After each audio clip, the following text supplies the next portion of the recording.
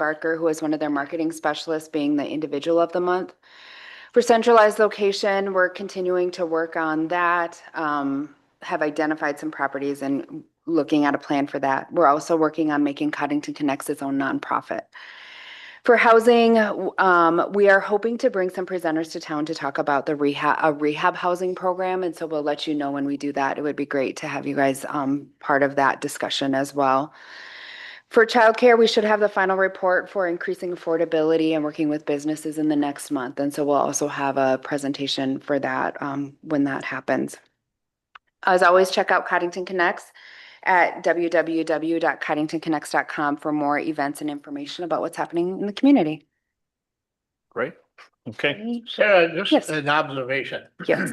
You know, there was just another shooting this past week, and it's getting so bad that we're kind of getting immune to it. You know, I guess when this happened the first few times, you know, we were more concerned, you know, where it was and who the shooter was shooting at and so on and so forth. But in just about every case, the shooter claims a mental health issue, and they say, again, this past week said that this particular individual had been on a mental health watch for the last several years, many years, you know, and you know, well, maybe Ellison was the one to ask this question to. What is the time when you can incarcerate these people that have mental issues, you know? And maybe there isn't such a thing, you know?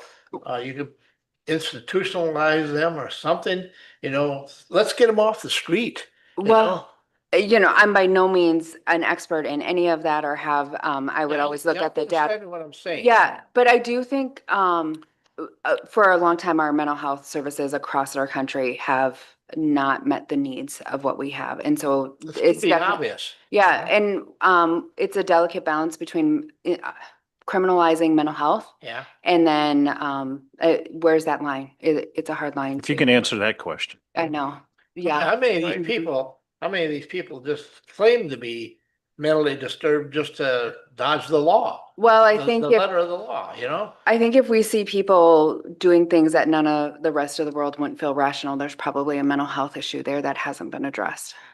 It's a challenging issue and it's super complex. There's so many factors that go into those issues.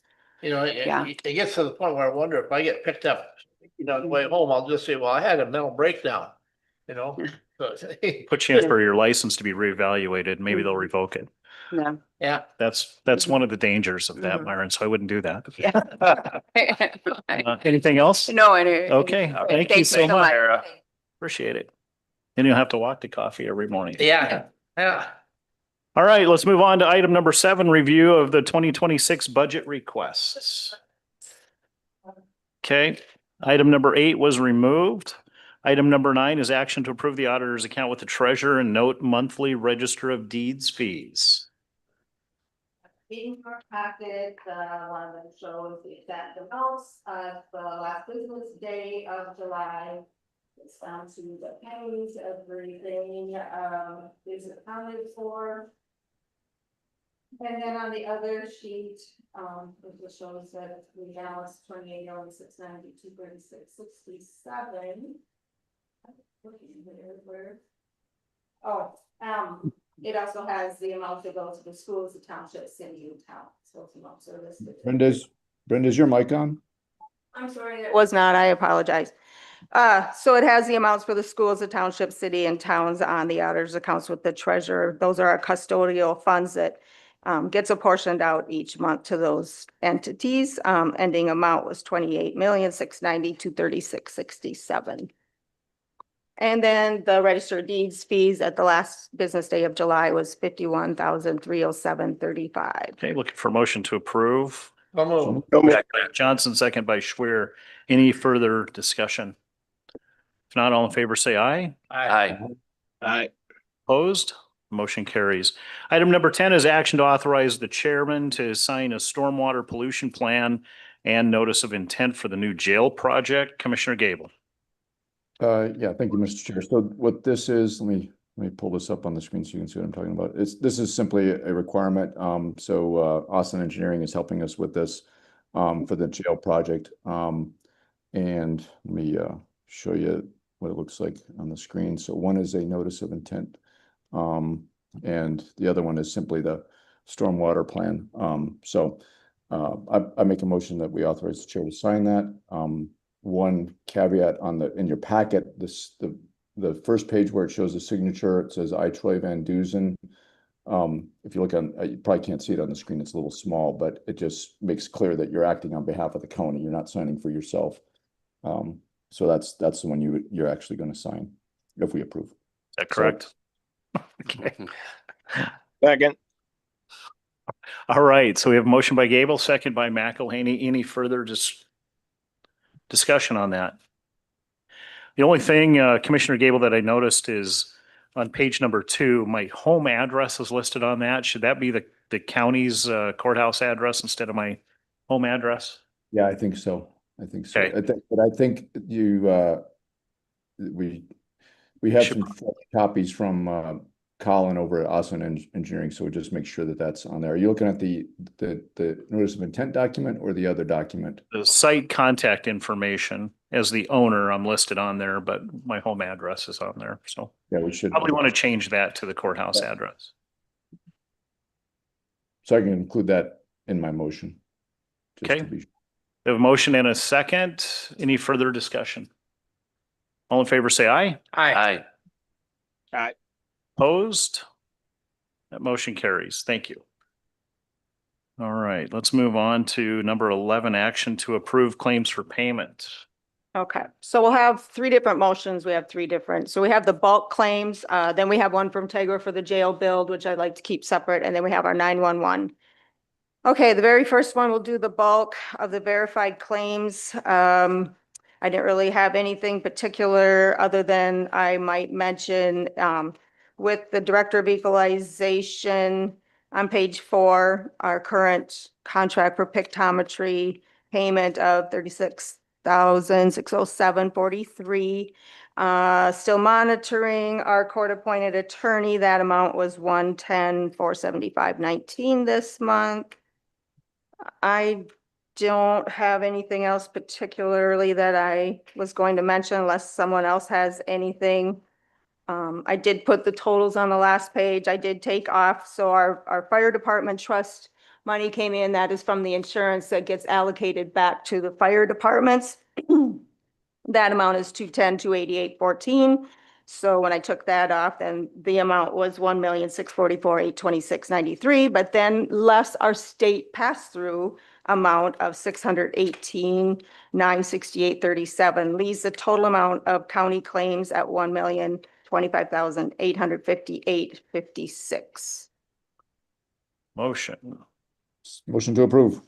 Second it. Gable makes a motion to approve. We have a second by Commissioner Schwer. Any further discussion? Chair, I think I want the rest of the commissioners to note, now I've been sitting here longer than any of the rest of you. And this $1 million a month deal, it frustrates me. It's a lot of money, and we don't have the revenues coming in with the amount of money that's being spent on a monthly basis. And I'm afraid if we just keep going, I know if I sat down and penciled hard enough, I could probably figure out when we're gonna go broke. And probably would scare me. But some things I know we can't do anything about. The court-appointed attorney, you guys are getting tired of me talking about that all the time, but that thing, there's $110,000 this month. That's ridiculous. And I hope the judges and attorneys and people are listening to me that, if there's some way that we could control that, it'd be wonderful, but we can't. And so we have to be very conscious of our spending going forward, and we're trying to build a jail.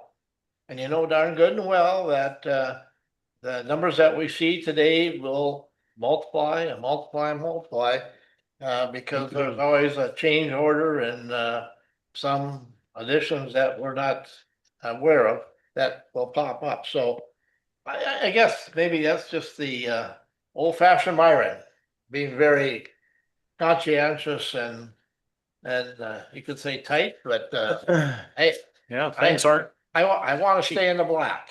I do not want to leave this board in red. all right. Any other discussion on that? Comments? Thank you for hearing me out. All right, all in favor, say, do we have a motion in a second? Yes. I got lost. Yep. All right, all in favor, say aye. Hi. Opposed? That motion carries. Okay, the Tegra bill is one that they had missed, that was back from May, and that amount is 20,702.99. And that's for their services for the jail project. I'll make a motion to approve. Motion by Gable, do we have a second? Second. Second by McElhaney. Any further discussion? All in favor, say aye. Aye. Opposed? Motion carries. Then the final one is our monthly amount to the city of Watertown for the 911 surcharge in the amount of 38,881.50. And for the matter of record, I will recuse myself from this action. Move to approve. Motion by Johnson, second. Second. Second by McElhaney. Any further discussion? All in favor, say aye. Aye. Opposed? Motion carries. Action to approve personnel changes. None today. Number 14, action to approve travel requests. Have two of those, and for the state's attorney's office to attend conference. And you have that information in front of you. Those are budgeted items through the state's attorney's office. Looking for motion to approve. So move. Motion by Johnson. Second it. Second by Schwer. Any further discussion? All in favor, say aye. Aye. Opposed? Motion carries. Chairman, you jumped over. We don't have any budget Okay, supplements. that's all right. Yep, we're good. Item number 15 is public notices. A possible quorum of commissioners could be in attendance at. We have the Sioux Valley Commission Association meeting at 12 noon on August 13th over in Clark County. And we have the groundbreaking for the new jail project on West Highway 212, August 18th at 11 a.m. Does anybody else have anything on their agenda?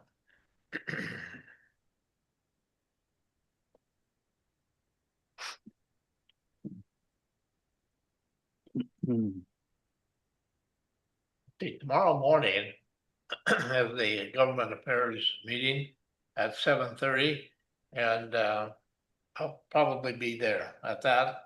And Lee, I think, zoomed in last time. I don't know if he plans on zooming in or not, but Maybe. that's what I have coming up. At last night's school board meeting, Dr. Danielson announced the details of a public open house for the new athletic complex on Friday, August 22nd. So if any of you plan on attending, we could have a quorum there. But I plan on being there. Second is a Thursday.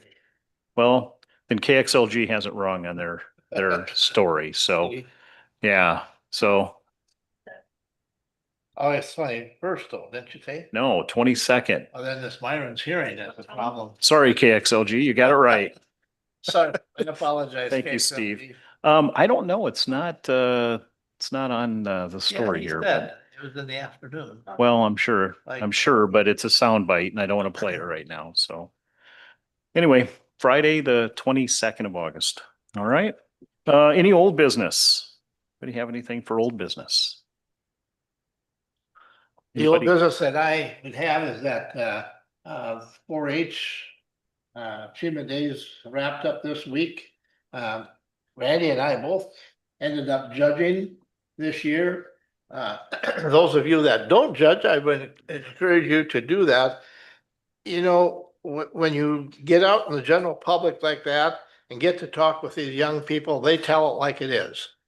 And they don't make any bones about it, and it's always interesting what they have to say and how they say it. It's kind of an enjoyable, and they're the youth. They're the ones that are going to be paying the property taxes down the road, and it's just fun to work with them.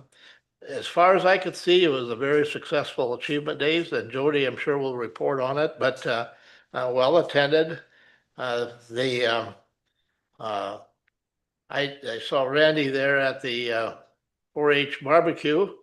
And here again, the place was full. I mean, it was well attended. I don't know how many people they hold out the extension center, 1,000, I don't know. But there was a chance for me to meet and talk to a lot of producers, a lot of our constituents in the county.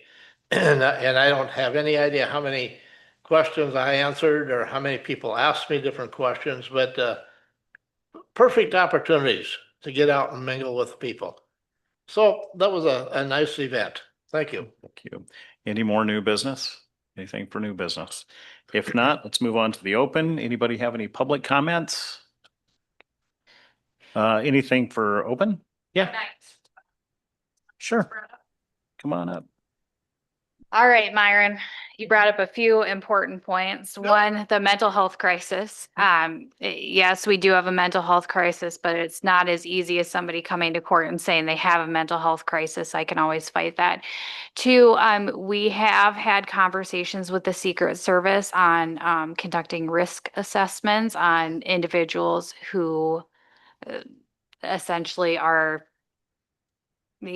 kind of borderline or what you would perceive to be a risk or a risk for an imminent threat.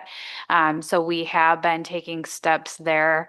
As far as our community goes, we take firearm and weapon violations very, very seriously. We have seen an increase in violent offenses.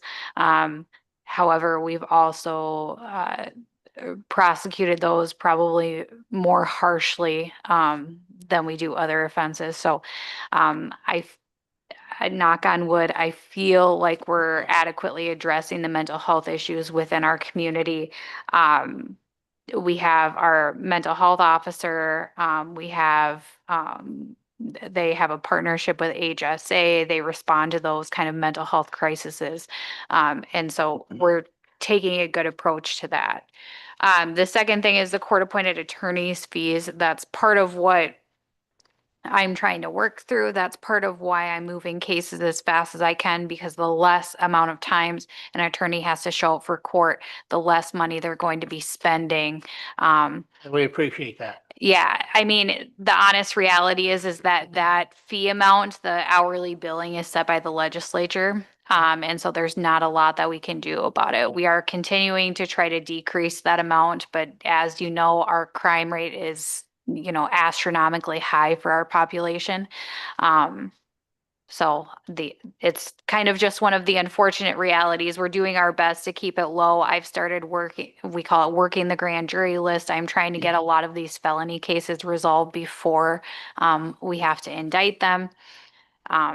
But honestly, that's the honest reality. We are moving towards the point where we need to be considering a public defender office. I know Lee and I have been in discussions about that. I owe him a proposal, but that's kind of where we're going. Mhm. All right. But I hear from the general public and I Right. need to share with you and the other people what I'm hearing and what's going on, Right. People just shaking their head. The other thing now, I heard in a report, small arms or pistol license, they're higher than they've ever been. Just lately, I think they've sold more firearms than they have in the past. Now, I'm not against firearms.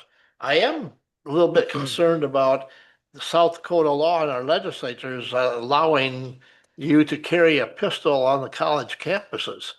That kind of bothered me just a little bit. Myron, I'm not sure that right now is the time to have that discussion. Right. We can discuss That would be that. a legislative issue. Yeah, we can discuss that sometime later. I just wanted to let everybody know we are working on the court-appointed attorney fees as well as the mental Appreciate health that. thing. Yeah, thank you Oh. very much. Appreciate it. Yep. Right, any more public comments? Okay, any commissioner comments? Okay.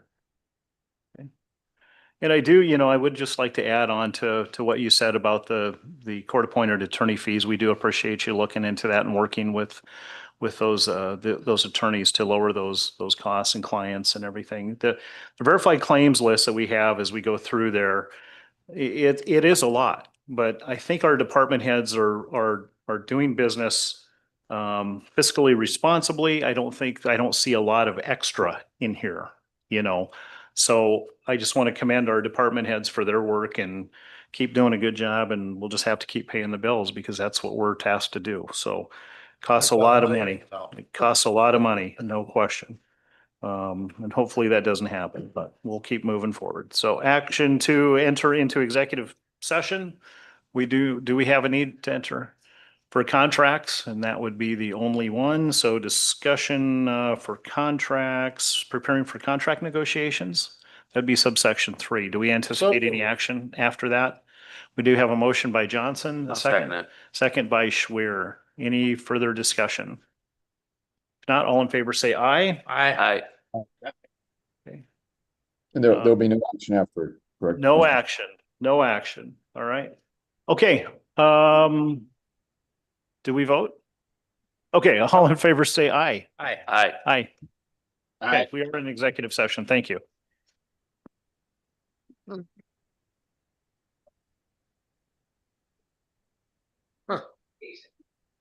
Is that your helper over there, Steve, that chimes in every now and then?